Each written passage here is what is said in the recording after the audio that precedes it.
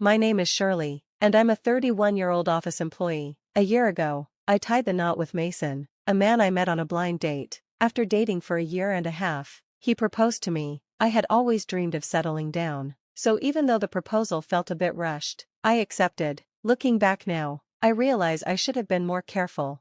Shortly after our wedding, Mason made the unexpected choice to change careers. When I questioned him about it, he explained that his old job wasn't giving him the opportunity to fully utilize his abilities. What shocked me more was that he had already quit and would be leaving at the end of the month. Fortunately, he found a new position quickly, but it paid less than his previous job. At first, I didn't think too much about it because I had my own job, but then Mason began pressuring me to leave mine. I might have considered it if his new salary had been enough to support both of us, but given the pay cut he had taken, that wasn't the case. He kept saying it would increase soon, but there were no signs of when that would actually happen. Leaving my job in such uncertain financial conditions felt irresponsible. We depended on my income for savings and essential expenses like rent and car payments. Relying solely on Mason's current salary was simply not feasible. One evening, he handed me divorce papers, seemingly as a way to scare me. "You know I'm ready for this anytime," he said, almost daring me. I urged him to calm down and think before speaking, but he just walked away and shut himself in the bedroom. That moment made me reflect on the impulsive decisions and unexpected shifts that had occurred since I met Mason. I made it clear to him that I wouldn't quit my job until his salary improved. Initially, he seemed to understand, but the issue kept resurfacing. Every time he brought it up, I stood firm, giving him the same answer. Now, a year into our marriage, Mason's salary remains the same, yet he continues to pressure me to resign. "When are you finally going to quit?" he would ask. And while I often wanted to reply with a sarcastic comment, I held back. I knew our financial stability depended on my job. If it was so important for me to quit, I believed Mason should work harder on advancing his own career instead. As time went by, I started to understand why Mason was so insistent on me leaving work. It became apparent during our visits to his parents' house. Whenever we were with his mother, Martha, Mason would act concerned, saying he wanted to relieve her of any burdens. She would thank him, and then he'd glance at me, signaling that I should consider quitting. He suggested that his mom needed help, but Martha was far from dependent. She was active, healthy, and even had a part-time job that funded her hobbies and social activities. Clearly, she didn't need me to assist her, yet Mason kept pushing for me to quit.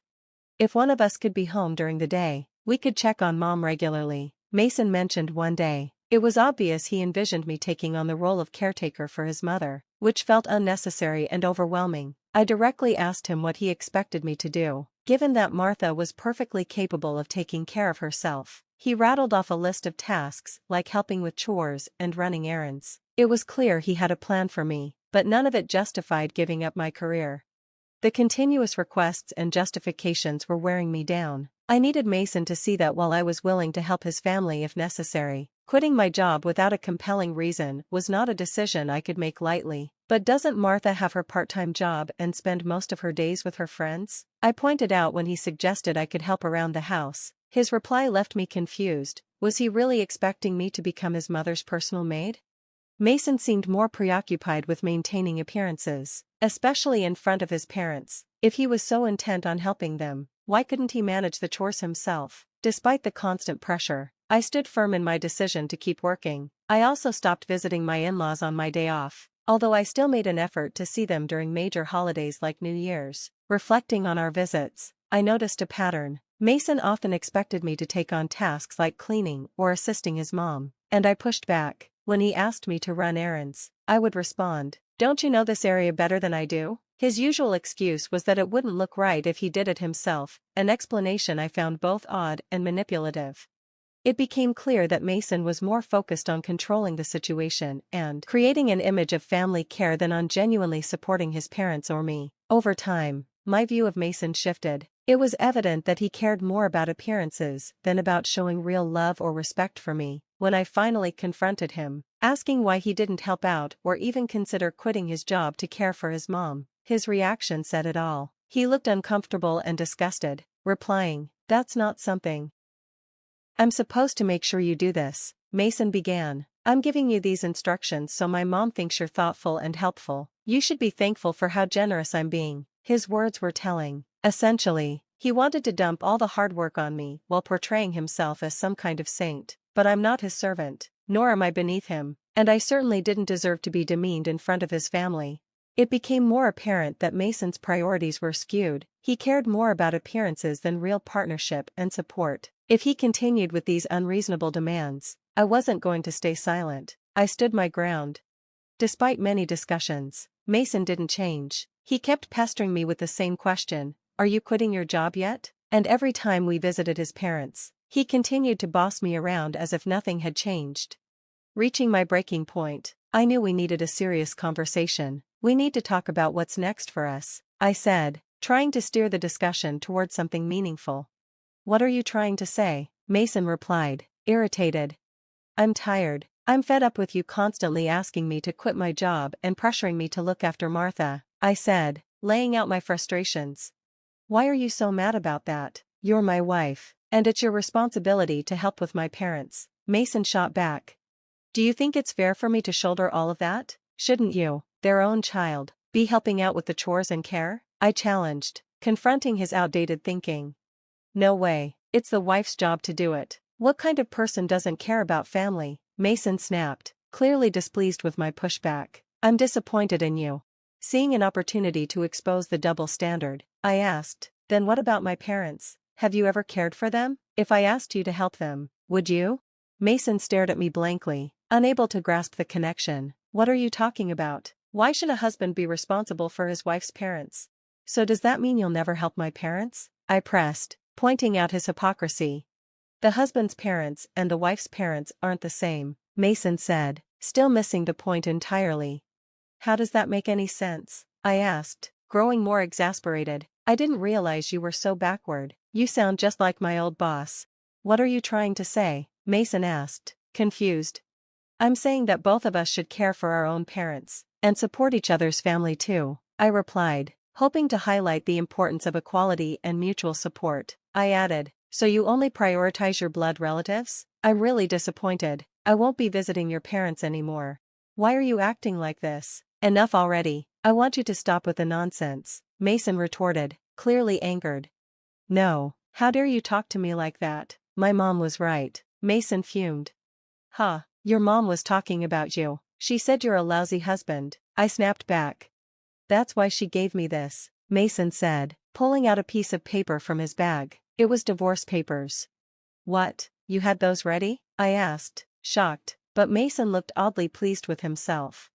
"See, I knew this would scare you. I'm ready for this anytime, so think about what you just said," Mason smugly stated before walking away to his room.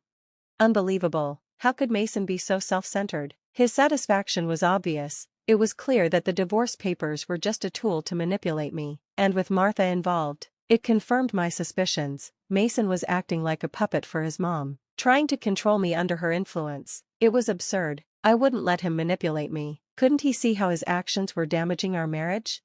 The next day, after Mason left for work, I filled out the divorce papers myself and submitted them. To safeguard my decision, I also filed a notice to block any future attempts from him to file the marriage certificate on his own.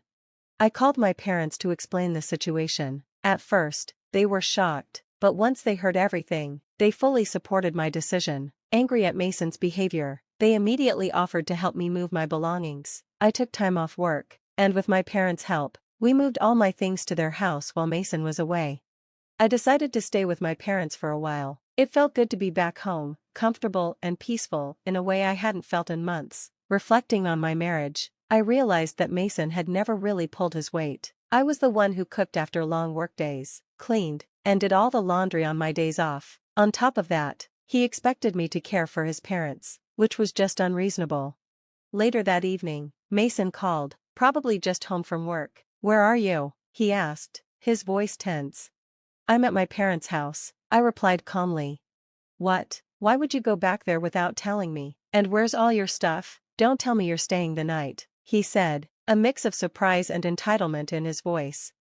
I nearly laughed at how unaware Mason was of the gravity of the situation, assuming I was just staying the night when I had already packed most of my belongings. "I'm not coming back," I stated firmly.